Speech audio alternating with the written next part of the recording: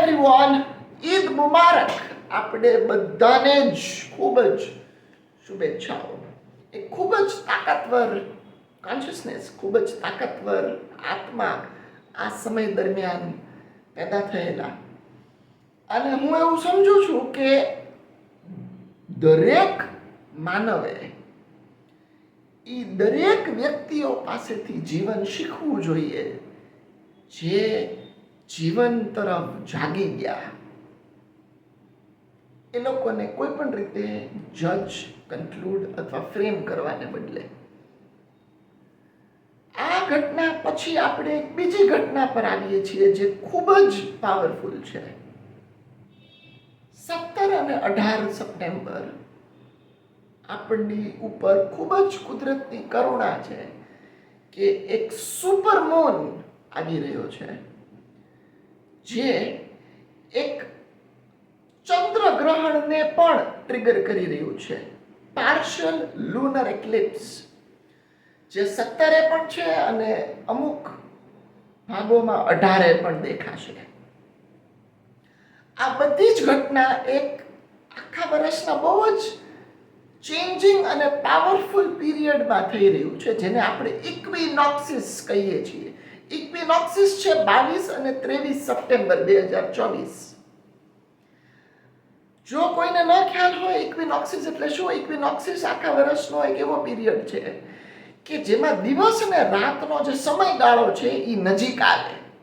અને ઇક્વિનોક્સિસ એટલે જ એ દિવસ કે જ્યારે દિવસ અને રાતનો સમય સેમ થાય અને પછી રાતનો સમય, અંધારાનો સમય વધતો જાય, દિવસનો સમય ઘટે.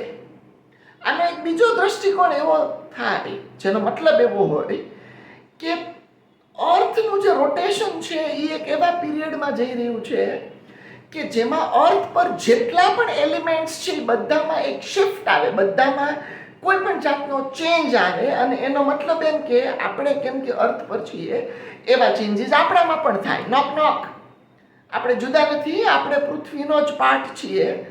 એટલે જેમ પૃથ્વીમાં બધી જ વસ્તુઓમાં ચેન્જીસ આવે એમ આપણામાં પણ આવે. હવે આ જ દરમિયાન એક સુપરમૂન થઈ રહ્યો છે અને એ પણ એક ચંદ્રગ્રહણ સાથે, જેનો મતલબ એવો થાય કે આ સમય દરમિયાન કાં તો આપણે જીવનને હાર્મોનાઇઝ કરી અને હેવન્સ જેવો અનુભવ લઈ શકીએ જીવનનો, ઓર આપણે આપણા જીવનનો હેલ બનાવી શકીએ. આપણી માટે જ તે આપણે જ બનાવશું, આપણે જ હેલના સર્જન કરતા રહીશું અને આપણને જ એની તકલીફ થશે. તો શું કરવાનું? બ્રાઇટ સાઈડ ધ્યાન કરો, પોતાની જાતને જાણો, સેલ્ફ રિફ્લેક્ટ કરો, સારું સંગીત સાંભળો, સારો આહાર લ્યો અને પોતાની જાતને હાર્મોનાઇઝ કરવાની ટ્રાય કરો.